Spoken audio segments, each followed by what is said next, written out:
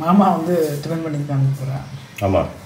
என்ன டிஃபன் பண்ண போகிறீங்க? எனக்கு வந்து தோசை பண்ண போகிறோம். இந்த தோசை எப்படின்னா அரைக்க வேணாம், புளிக்க வேணாம், அப்படியே உடனடியாக டக்குன்னு பண்ணுறதுக்கு ஒரு தோசை. அது வந்து டக்குன்னு பண்ணுறது வந்து சும்மா சாதாரணமாக வராது, ரொம்ப நல்லா வரும். ஏன்னா இதில் வந்து ஒரு 2 இன்க்ரீடியன்ட் வந்து மேஜிக் இன்க்ரீடியன்ட்ஸு போட்டிருக்கோம். நம்ம அது என்னன்னு பார்ப்போம்.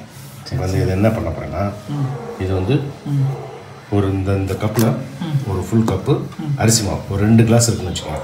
அரிசி மாவு 1 கிளாஸுக்கு 1/4 கிளாஸ் வந்து கடலை மாவு. ஓகே.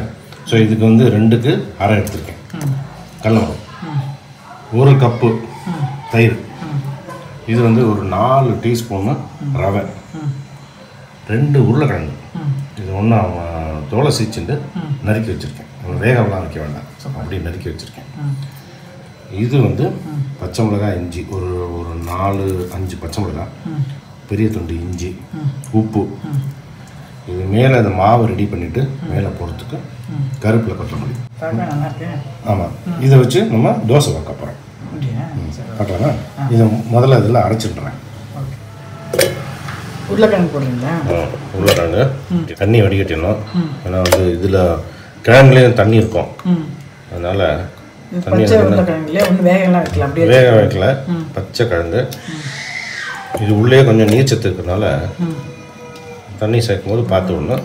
இது வந்து தண்ணியை இன்னும் எடுத்துக்கிட்டு விடணும். எல்லாத்தையும் போட்டு அரைச்சிட வேண்டியதான். சரி, கிழங்கு போட்டோன்னா இப்போ வந்து உப்பு, மிளகாய், இஞ்சி, அரிசி மாவு அப்படியே போட்டுடலாம். இப்போ தயிர்.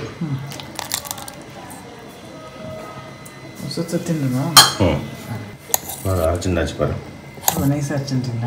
இந்த மாதிரி இருக்குது. இப்போ இதில் கடலை மாவு சேர்த்துடலாம். ரவை இதெல்லாம் வேணாம், அப்படியே மோரை விட்டு அரைச்சிடலாம். ஃபுல்லாக விட்டுன்றேன். தயிர் நான் இன்னொரு தடவை அரைச்சிடலாம். எல்லாத்தையும் போட்டு அரைச்சினாச்சு. இது தோசை வாக்குற பதத்தில் இருக்குது. இது அந்த பாத்திரத்தில் மாற்றின்றேன். இது கருவேப்பிலை, கொத்தமல்லி. தோசை மாற்றலாம். கல் அடுப்பு பற்ற வச்சாச்சு, காஞ்சிருத்தோம். ஃபஸ்ட்டு தோசை கொஞ்சம் கனமாக எடுத்துருவோம். முதல் தோசைங்கன்னா கொஞ்சம் கனமாக வச்சுருக்கேன். டேஸ்ட் பார்க்கணும்.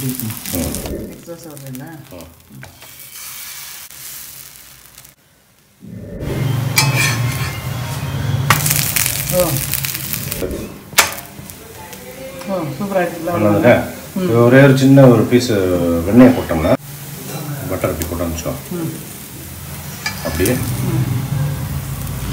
நம்ம இதிலெல்லாம் வெண்ணெய் தோசை கொடுப்பாங்க இல்லையா, அந்த மாதிரி. ஆமாம், நடுவில் ஓட்ட ஓட்டையா அப்படி விடலாம்.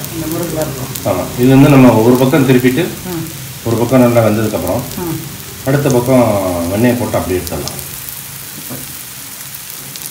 இது எப்படி தோசை வந்து நம்ம டக்குன்னு ஆகிடும்.